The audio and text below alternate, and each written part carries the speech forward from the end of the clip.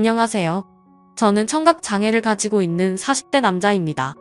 지금 다시 돌이켜 생각해봐도 너무 가슴이 아픈 기억들입니다. 하지만 많은 사연들을 보다가 저도 많은 분들께 제 얘기를 해드리고 싶었고, 저도 얼마 전 10년 만에 알게 된 모든 사실을 꼭 누군가에게라도 말을 하고 싶었기에 이렇게 용기를 냈습니다.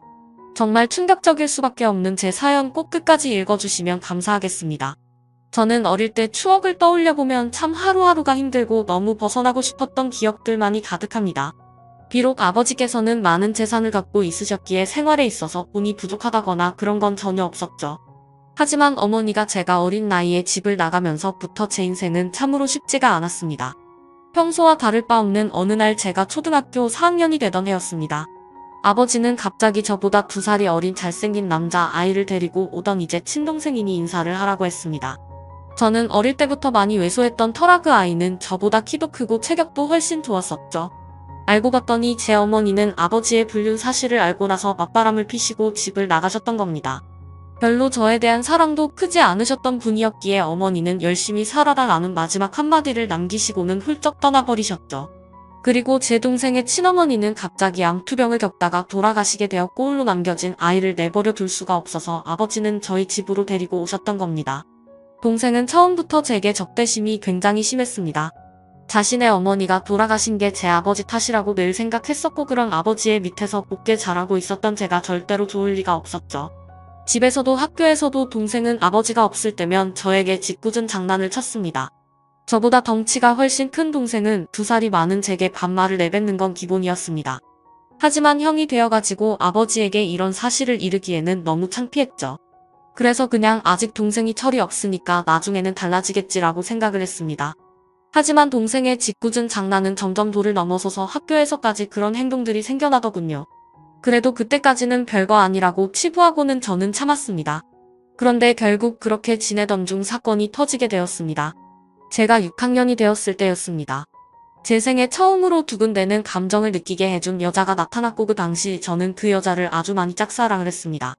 그래서 저는 그 친구와 가깝게 지내고 싶었고 집에서 편지를 쓰기 시작했죠. 몇 번을 지우고 쓰고 반복하다가 깜빡 잠이 들었습니다. 그런데 제 편지를 동생이 방에서 읽었나 보더라고요. 갑자기 동생은 낄낄 웃으며 너 연희 좋아하는구나니 주제도 모르고 고백을 하려고? 라고 하더군요. 그래서 저는 처음으로 동생에게 화를 냈습니다. 왜 함부로 내 편지 읽고 그러냐며 욕을 하고 뛰쳐나갔죠. 그날 이후로 며칠이 지났을 때였습니다. 학교를 마치고 집으로 가고 있는데 저 멀리서 제 동생이 연희의 손을 잡고 제가 있는 쪽으로 걸어오고 있더군요. 그러면서 동생은 저를 가리키며 우리 형인데 같은 반이라며? 라고 웃더라고요. 그때부터 저는 도저히 참을 수가 없었습니다. 눈물이 나는 걸 질끈 참고 집으로 뛰어갔습니다. 집에 가자마자 분노가 폭발해서 펑펑 울면서 눈에 보이는 동생의 물건을 모두 다 던졌고 옷도 가위로 마구 찢어버렸죠. 30분 정도가 지났을 무렵 동생도 집으로 들어오더니 제게 뛰어들었습니다. 신체적으로 제가 당연히 불리했지만 저도 눈이 돌아간 상태여서 동생의 멱살을 잡고 서로가 처음으로 몸싸움을 하게 된 날이었죠. 그런데 정말 뜻하지 않은 큰 사고 벌어지고 말았습니다. 서로 몸싸움을 하다가 저는 옆으로 넘어지면서 귀가 가구에 크게 부딪혔고 결국 응급실에 실려가는 일까지 생겨버렸습니다. 치료가 끝나고 저는 한쪽 귀가 들리지가 않아서 이상하다고 생각하고 있는데 아버지는 눈가가 촉촉해 있었고 의사 선생님은 조심스럽게 말했습니다. 너무 안타깝지만 한쪽 귀가 영구적으로 청력 손실이 되었다고 하더라고요. 아직 어린 나이에 평생 제 귀가 상했다는 소리를 듣자마자 너무 화가 났습니다. 구석에 있는 동생에게 욕을 해대면서 달려들었고 마구 때렸습니다. 그러자 동생은 네가 먼저 해놓고 왜 자기 보고 그러냐며 소리를 치더라고요. 그날 이후로 저는 한쪽 귀를 잃게 되었고 훗날 웃고 지낼 줄만 알았던 동생도 잃게 되었습니다. 학창시절 내내 저는 귀가 잘 들리지 않아서 괴로운 생활을 보내게 되었습니다. 그런 원망들은 고스란히 동생에게 갔죠. 집에서 얼굴을 마주쳐도 서로가 한마디도 하지 않았고 꿈에서 조차 나오면 욕을 하면서 깰 정도로 많이 증오했습니다. 그렇게 학창시절을 겨우겨우 버텨냈습니다. 그리고 20살이 되자마자 저는 바로 독립을 하겠다고 아버지에게 말씀을 드렸고 예전보다 훨씬 마음 편하게 대학생활도 즐기고 평범한 나날을 보냈습니다.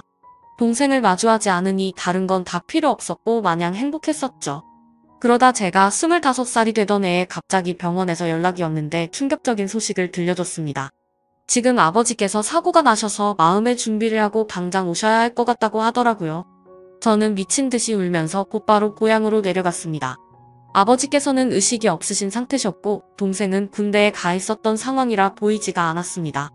제발 아버지가 깨어나시길 간절히 바랬지만 결국 제 바램은 이루어지지가 않았죠. 아버님은 그렇게 제 곁을 떠나시게 되었고 제게는 가족이라고는 서류상으로 있는 형식적인 동생만 존재할 뿐 사실상 제 곁에는 아무도 없어지게 되었습니다.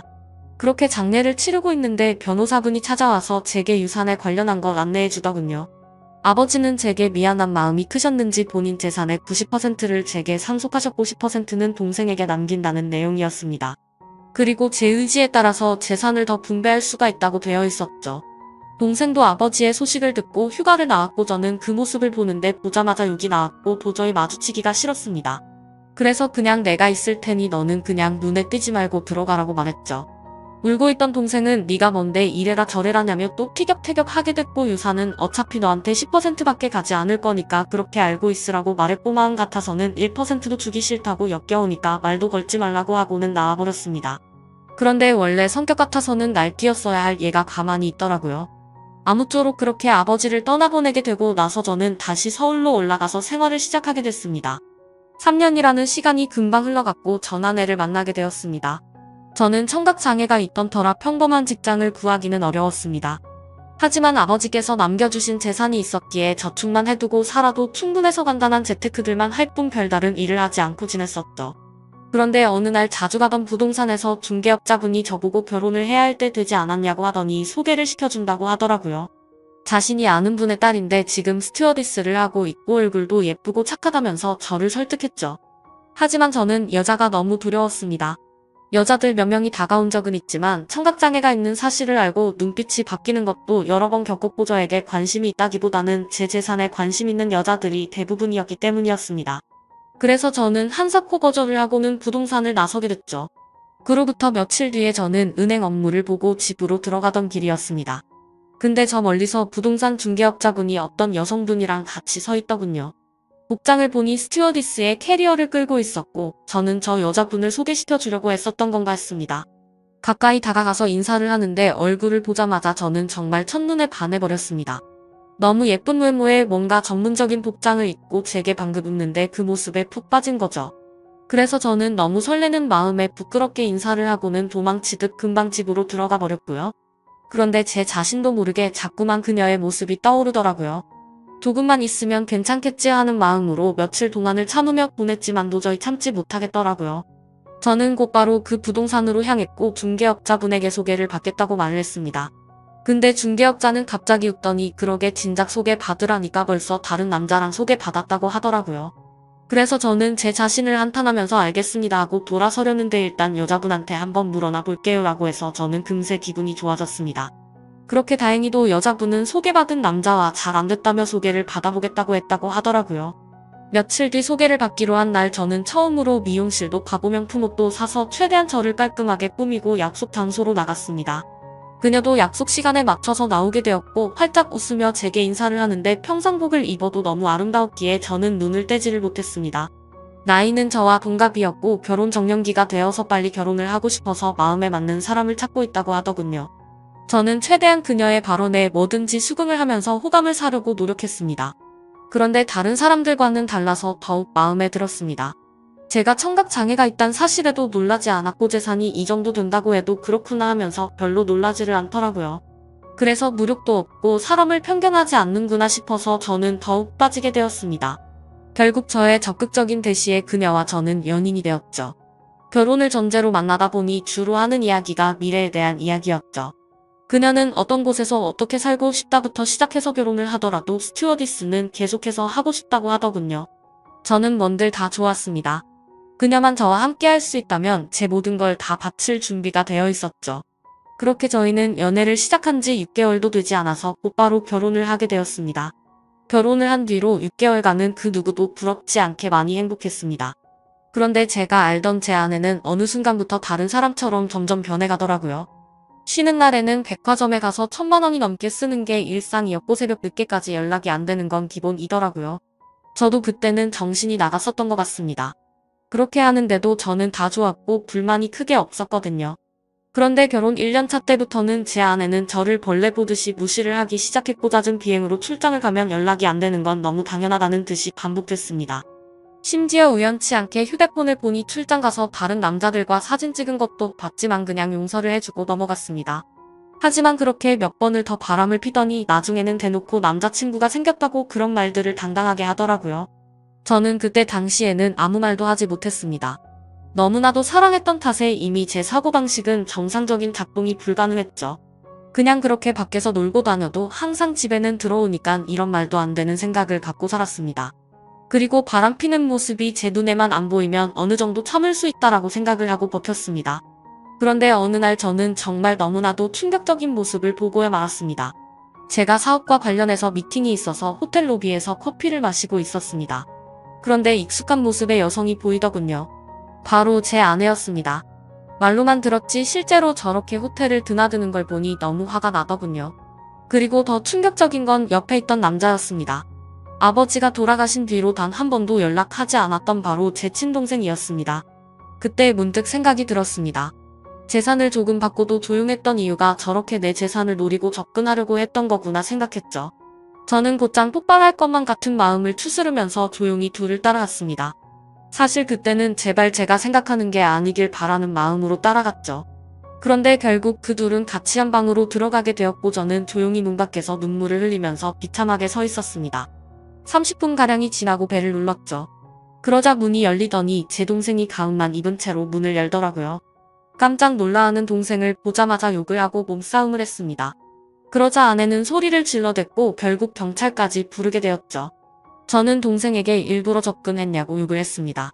그러자 아내는 출장을 가다가 자신이 먼저 연락처를 물어봤고 만났다며 무슨 헛소리냐고 소리치더라고요. 참 황당하게도 바람 피운 걸 자랑이라도 된다는 듯이 저를 무시했습니다. 그러자 동생은 한마디 하더군요.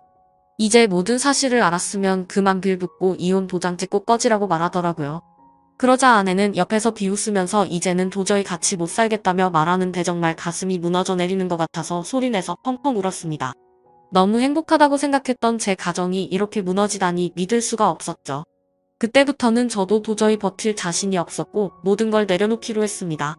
그렇게 저는 아내와 결혼생활 2년 만에 결국 끝을 맺고 말았고 아내와 동생은 주변 사람들의 눈을 피해서 해외로 이민을 가게 됐죠.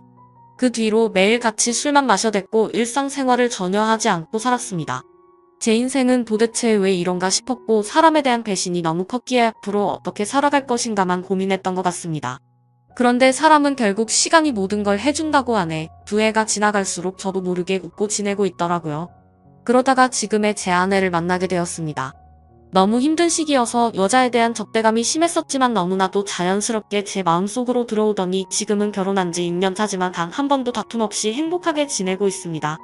전 아내와 달리 사치도 절대 부리지 않고 항상 알뜰하게 저축하고 지내는 그런 천사 같은 여자를 만나게 되었습니다.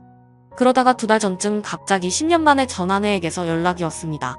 해외 번호라 혹시나 싶었지만 그 혹시나가 맞더라고요. 저는 차갑게 말했습니다. 무슨 염치로 감히 나한테 전화를 다 하냐고 했죠. 예전에 있었던 일은 미안했다며 사과부터 하더군요. 그리고 그 다음으로 한 말은 정말 좀 많이 놀랐습니다. 사실은 동생이 이민을 오고 나서 2년도 채우지 못하고 세상을 떠났다고 하더라고요. 술만 마시면 매일같이 욕하던 동생이 이미 이 세상에 없다고 하니 너무 많이 놀랐습니다. 그래서 말을 더듬으며 물었습니다. 아니 왜 갑자기 멀쩡하던 애가 왜 죽었냐고, 그리고 죽은 지가 8년이 됐는데 그걸 왜 이제 말하냐고 했습니다. 그러자 전 아내는 할 얘기가 많은데 전해줄 것도 있으니까 다음 주에 들어가서 만나서 이야기하자고 하더라고요. 그렇게 일주일이 흐르고 난 뒤 저는 전 아내와 만나게 되었습니다. 물론 제 아내에게는 예전에 있었던 일도 다 말해줬었고 동생의 소식을 말해주면서 만나고 온다고 미리 말했는데 오히려 저를 위로해주면서 조심히 다녀오라고 했죠. 저는 단도직입적으로 물었습니다. 도대체 어떻게 된 건지 말을 해달라고 했습니다. 그러자 전 아내는 갑자기 눈물을 흘리면서 사과부터 하더라고요. 내가 정말 죽어마땅한 사람인데 너무 미안하다며. 사실은 그때 당시 소개를 시켜줬던 부동산 중개업자와 전 아내는 둘이 만나고 있었던 사이였답니다. 제 재산을 알고 의도적으로 접근을 했었고 그 덕분에 결혼을 하고 나서 제 돈을 흥청망청 쓰면서 몰래 비자금도 많이 빼돌렸다고 하더군요. 그리고서는 말했습니다. 사실 당신 동생을 많이 원망하고 있을 것 같은데 정말 이렇게 계속 살다가는 자신이 미쳐버릴 것 같다면서 용기를 냈다고 하더라고요. 동생과 전 아내는 불륜 사이가 맞았답니다. 물론 그건 전 아내만의 생각이었다고 했죠. 동생은 전 아내와 이민을 가고 나서 곧장 모든 사실을 밝혔답니다. 사실은 암에 걸려서 회복이 불가능한 상태였고 당신을 형 옆에서 떼어내려고 했다고 말했답니다. 그런데 전 아내는 이미 제 동생에게 많이 빠져 있어서 동생이 떠나는 날까지 옆에서 있었다더군요. 그리고는 제게 노트를 건넸습니다. 사실 동생은 절대로 이 비밀을 제게 말하지 말라고 해서 평생 말하지 않으려고 했답니다. 그런데 얼마 전에 한국으로 다시 돌아오려고 짐을 정리하다가 이 노트를 발견했고 내가 이 말을 안 하면 마음에 죄책감이 들어서 절대로 인간으로서 살아갈 자신이 없다면서 주더라고요. 그렇게 전 아내는 미안하다면서 앞으로 잘 지내라고 하고는 자리를 떠났고 저도 차로 돌아가서 침착하고 노트를 펼쳤습니다. 아버지와 저 그리고 동생이 찍은 유일한 사진이 끼어져 있더군요. 일기는 매일 같이 쓰지는 않았고 동생의 어머니가 돌아가신 이후로 특별한 날들마다 쓴 것 같았습니다. 제가 청각을 잃은 날 쓴 일기를 보니 동생의 마음을 어느 정도 알 수가 있었습니다. 동생은 저에게 사고를 입힌 뒤로부터 매일같이 죄책감에 시달려 살았던 것 같습니다. 우리 엄마가 떠난 게 형의 잘못이 아닌 거 아는데 내가 왜 그랬을까 자책하면서. 그래서 그날부터는 제게 편한 거라면 뭐든지 해주려고 했더군요. 제가 동생에게 말을 하지 않으니 서로 말을 섞지 않는 게 어린 나이에는 배려라고 생각했고 그날 이후로 자연스럽게 형과는 돌이킬 수 없는 사이가 됐다라는 글이 있더라고요. 그리고 학창시절 제게 놀림을 줬던 친구를 언급하면서 욕을 적었고 결국에 혼쭐을 내줬던 것 같습니다. 어느 날 동생이 얼굴에 멍투성이가 되어서 들어왔던 날이 떠오르면서 얼핏 기억이 났습니다. 아버지가 돌아가신 이후로는 자신이 눈에 띄지 않는 게 형의 행복이라 생각했고 절대로 다시는 나타나지 않으려고 했답니다. 그런데 가망이 없는 암이 걸렸다는 사실을 알게 되었고 저를 마지막으로 멀리서나마 보고 가려고 했답니다. 그렇게 저희 집으로 오던 중에 전 아내가 다른 남자와 저희 집으로 들어가는 걸 봤답니다. 동생은 제 결혼식도 멀리서 지켜봤었기에 아내의 얼굴을 알고 있었죠. 그래서 당장 뛰쳐 들어가서 다 부숴버릴까도 생각도 했지만 제 성격을 너무 잘 아는 동생은 침착하게 자세한 내막을 알아봤고 자신이 나서봤자 제가 이혼하지 않을 거란 걸 알았답니다. 그래서 전 아내를 유혹해서 아무도 모르게 이혼을 시키려고 했는데 그날 호텔에서 우연치 않게 현장에서 벌려버리고 말았답니다. 그리고는 동생이 모진 말을 하자 형이 펑펑 우는데 가슴이 찢어지는 것 같아서 그날 밤새도록 울었다네요. 저는 그 글을 보는 순간 또 다시 미친 듯이 눈물이 났습니다. 동생의 마음을 몰라줬던 게 제 자신에게 너무 원망스러웠고 저를 위해서 자신을 희생하고 떠나간 동생이 너무 많이 보고 싶었습니다. 아마도 지금 제 아내를 제 동생이 보내준 게 아닌가 하는 생각까지 들었어요. 그래서 그날 저는 집으로 들어가서 아내를 보니까 어린 아이가 된 것 마냥 너무 슬퍼서 소리내서 펑펑 울었습니다. 아내도 함께 울면서 앞으로라도 동생이 저 세상에서 행복할 수 있게 기도하자며 저를 위로해주더군요. 저는 형으로서 너무 한심했습니다. 어릴 때 실수로 일어난 그 사고를 유연하게 넘어가지 못해서 모든 짐을 동생에게 떠넘긴 것 같아서 너무 미안했습니다. 제 동생도 그 어린 나이에 엄마를 일찍 떠나보내고 모든 게 삐뚤어져 보이는 상처 많은 어린 아이였을 뿐이었는데 말이죠. 앞으로 저는 제 동생을 평생 그리워하면서 살아갈 것 같습니다. 이 글을 읽는 분들, 제 동생이 저 세상에서 마음 편히 지낼 수 있게 짧게나마 위로해줬으면 하는 바람입니다. 소중한 시간 제 글을 읽어주셔서 모든 분들께 감사드립니다. 항상 행복하세요.